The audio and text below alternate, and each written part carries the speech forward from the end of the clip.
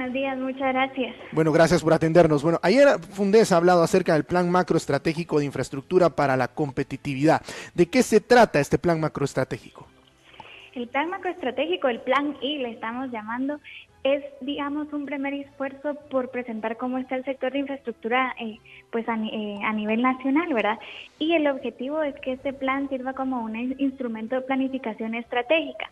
Muchas veces se piensa que la infraestructura quizás solo son carreteras, sin embargo, va más allá de eso, ¿verdad? Hablamos del tema de servicios domiciliarios, que es vivienda, ¿verdad? Y servicios básicos, el desarrollo urbano, eso es el desarrollo de las ciudades, la mitigación de riesgos, el fomento productivo, sí es cierto, ahora la movilidad interna, pero también la conectividad global. Entonces, es realmente, en el plan se proponen 22 acciones concretas para poder, digamos que son transversales a todos estos componentes de infraestructura para que podamos mejorar la inversión en los próximos años. Claro. Ahora, me llama la atención de que ustedes presentaban una estadística en una lámina de la presentación que decía, ¿por qué hablar de infraestructura? Y presentaban el tema del crecimiento del PIB real que se ha tenido año con año y gobierno con gobierno. Me llama la atención de que el crecimiento más alto se tuvo en el año 2007 con el gobierno de Óscar Berché y de ahí fuimos en una clara caída del crecimiento con el gobierno de Álvaro Colón, una recuperación en el final de ese gobierno, después se mantuvo en el gobierno de Otto Pérez Molina y en el gobierno del presidente Jimmy Morales hemos visto cómo la curva empieza a descender, sin embargo se estabiliza. Ahorita la tendencia debería de ser de que o se vaya al alza o nos terminemos de caer, pero ustedes analizaron por qué en el 2007 se tiene ese alto crecimiento del PIB real, que inclusive entiendo alcanzó el 6.30%, o sea, si creciéramos a ese ritmo todos los años, pues otra historia nos estaríamos hablando, ¿no? Sí, digamos, uno de los factores justamente que ayudó a ese crecimiento fue la inversión en infraestructura. Si vemos la inversión que hubo para esos años fue la más elevada que hemos tenido desde el 2000. Entonces, digamos, para esos años en el gobierno de Óscar Berché específicamente hubo una inversión de 19.15% del PIB en infraestructura, ¿verdad? Entonces ha sido realmente, digamos, la más alta que hubo y eso obviamente también tuvo incidencia en que fue el momento en que el PIB pues estuvo así en su pico, ¿verdad? Uh-huh. Ahora, ¿fue una inversión en infraestructura por parte del sector público o por parte del sector privado en su mayoría? Pues mire, fue de ambos, pero la mayor inversión la hace el sector privado. Uh-huh. El sector público estaba alrededor de los 5% aproximadamente del PIB, uh-huh. Mientras que el sector público tenía el resto, ¿verdad? Entonces la inversión mayoritaria la ha hecho el sector privado. ¿Qué obras de infraestructura impactaron tanto en el crecimiento del Producto Interno Bruto para alcanzar esos números? Porque entonces, si ya lo hicimos una vez, esto se vale repetir la fórmula. ¿Qué funcionó en esa ocasión que no hemos vuelto a repetir en los demás años?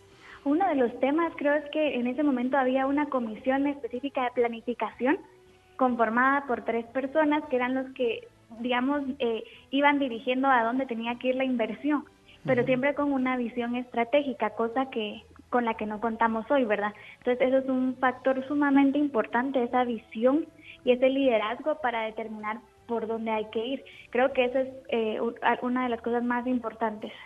Ahora, ¿cómo invierte Guatemala en infraestructura? ¿Está invirtiendo más? ¿Está invirtiendo menos? ¿Se ha quedado estancada la inversión? ¿Cómo ha sido el cambio gobierno con gobierno? Pues digamos, casi desde el 2009, desde el 2009 la inversión se ha mantenido, digamos, estancada.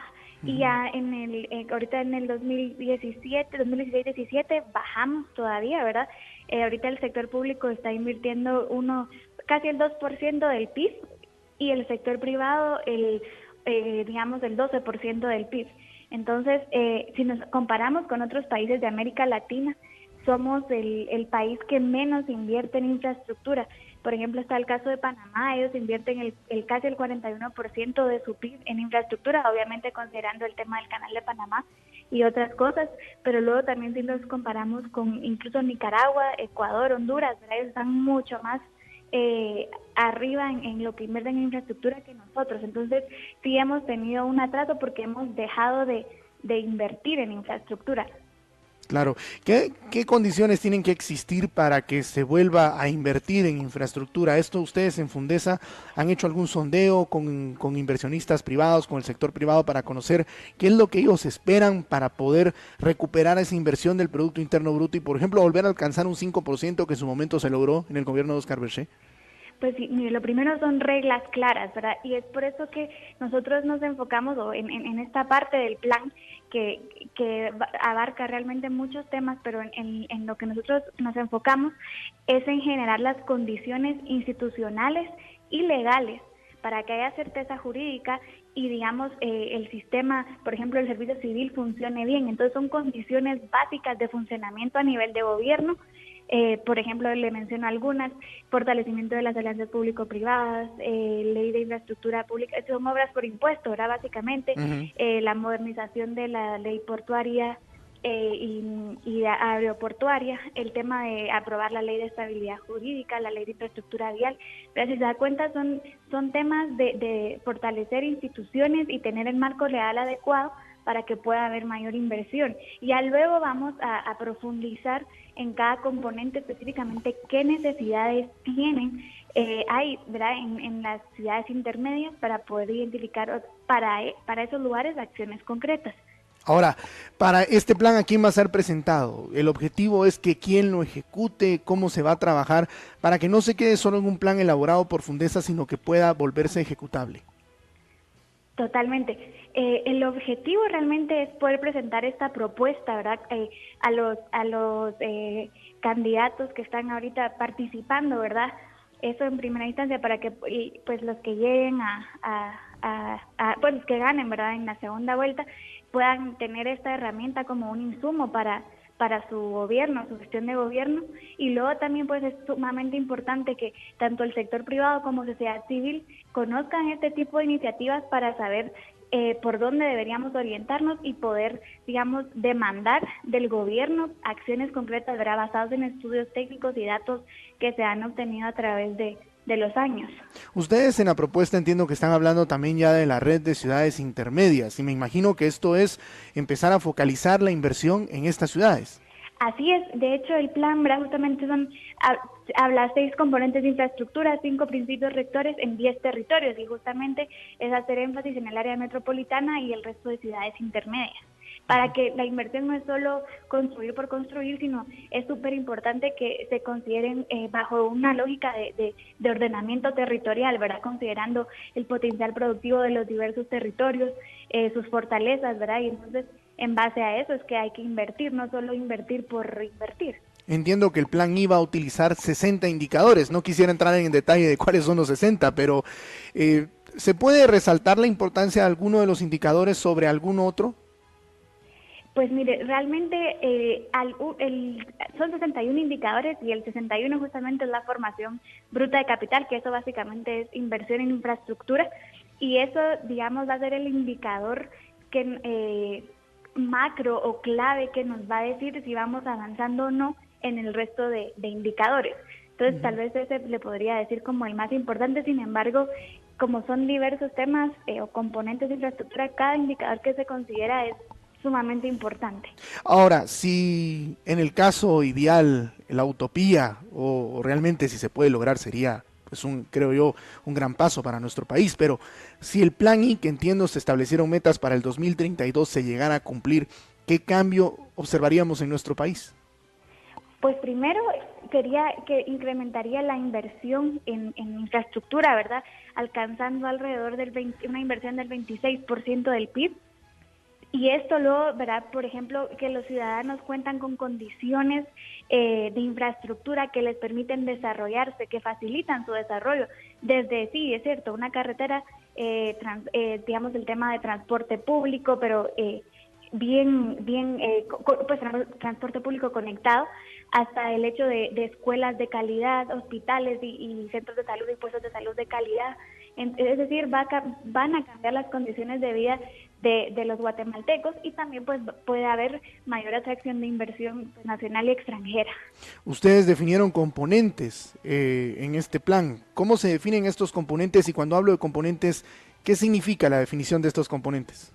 pues son componentes de infraestructura, básicamente son, por decirle, 6 ejes que se deben considerar al momento de hablar de infraestructura. Entonces está el tema de servicios domiciliarios, el de desarrollo urbano, mitigación de riesgos, el tema que es de fomento productivo, es decir, qué infraestructura se necesita para el fomento productivo, el tema de movilidad interna y el tema de conectividad global. Esos son los 6 componentes. Bueno, claro, a ver, me llamaba la atención que en estos componentes, y sí le quisiera dar lectura, porque de qué están compuestos.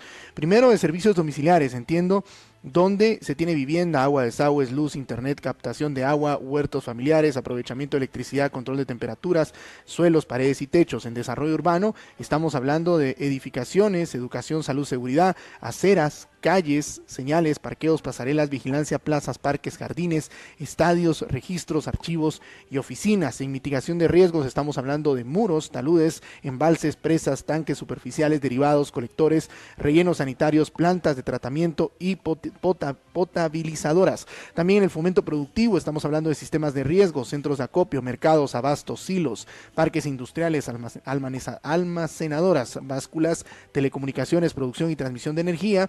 En movilidad interna estamos hablando de caminos, carreteras, puentes, libramientos, túneles, circunvalaciones, trenes, terminales, pasos a desnivel, vías exclusivas e interconexiones. Y podemos terminar con conectividad global, aeropuertos, torres, pistas, terminales, hangares, helipuertos, plataformas, rompeolas, escolleros, muelles, aduanas, fronteras, red digital y espacio aéreo. Si le tuviéramos que dar una prioridad, Michelle, a uno de estos 6 componentes, ¿sería servicios domiciliares y conectividad global donde está la mayor oportunidad para Guatemala, o dónde se encuentra la oportunidad más grande para Guatemala? Si lo vemos a largo plazo, sí, yo enfocaría primero servicios domiciliares, pero también el desarrollo urbano. Es decir, de verdad la planificación de nuestro territorio es clave para que tengamos un crecimiento sostenido en el largo plazo y que podamos salir de las condiciones en las que se están viviendo actualmente. Entonces, realmente creo que resaltaría, digamos, obviamente, estos dos componentes por el tema de urgencia, sin embargo, también por el hecho que en el largo plazo nos van a ayudar a mejorar. Claro. Ahora, el tema de conectividad global, ¿es una de las deudas más grandes que tenemos en Guatemala? El tema de conectividad global, sí, es un desafío importante que tenemos que mejorar, ¿verdad? El tema de fronteras y aduanas para evitar el contrabando, ¿verdad? Hay muchos puntos de paso ciego para contrabando, entonces tenemos que fortalecer pues nuestra seguridad en ese sentido. Y luego también, obviamente, la infraestructura aeroportuaria, ¿verdad? Sabemos que actualmente la Aurora concentra la mayoría del tráfico aéreo y entonces pues es un espacio bastante limitado. Entonces realmente sí son condiciones, o incluso, ¿verdad? Los puertos, ¿verdad? Sabemos que también ahí hay muchísimos desafíos, entonces sí, hay un rezago, pero creo que se están proponiendo acciones que se pueden llevar a cabo, ¿verdad? Siempre que haya voluntad para hacerlo. Ahora, cuando hablamos de las APP, del tema de las alianzas público-privadas, entiendo que una de las 22 intervenciones o acciones concretas que ustedes proponen es el fortalecimiento de las alianzas público-privadas, pero parece que en Guatemala ni siquiera hemos sido capaces de establecer las alianzas público-privadas. ¿Cómo empezamos a hacer caminar esto desde su punto de vista? Pues digamos, ya el tema sí ha ido avanzando porque ya hay una ley de alianzas público-privadas y hay un acuerdo gubernativo al respecto, perdón, tiene su reglamento. Entonces, digamos, ya el marco está. Hay la ANADIE, ¿verdad?, que es la encargada de ejecutar esta ley de alianzas público-privadas, ya ha planteado, tienen creo actualmente en su cartera 6 o 7 proyectos de infraestructura. Sin embargo, el desafío es que toma muchísimo tiempo que se aprueben estos proyectos, ¿verdad?, porque pasan por medio del Congreso. Y otro desafío es que estas alianzas todavía no permiten lo que es infraestructura social, eso es tema de agua, educación, ¿verdad? Salud. Entonces es ver cómo podemos facilitar, ya que tenemos el marco, que se ponga en acción. Claro. Bueno, Michelle, gracias por platicar con nosotros, hablar del plan. ¿Qué se viene? ¿Cuál es el siguiente paso para el plan? El siguiente paso para el plan, pues bueno, ahorita es divulgación, ¿verdad?, del contenido, pero luego ya viene lo que, como yo le mencionaba, aterrizar las necesidades específicas en cada componente de infraestructura para cada ciudad intermedia. Entonces, ahorita, por ejemplo, en los próximos días se va a presentar lo que es el plan de vivienda, que es que surge, digamos, después de este plan como un primer esfuerzo para ir aterrizando justamente esos esfuerzos que se tienen que hacer. Bueno, Michelle Grottenberg, gracias por atendernos, parte de Fundesa, muy amable. Para servirle, feliz día. Ya usted escuchaba los detalles de este plan que ha sido presentado por Fundesa, en el cual se ha hablado acerca de este plan macroestratégico de infraestructura para la competitividad, el perfil de la infraestructura en Guatemala para la competitividad de las ciudades intermedias, esto como el plan de seguimiento también de los diferentes temas que en su momento se han platicado en el ENADE. Vamos a la pausa, 7:17, cuando regresemos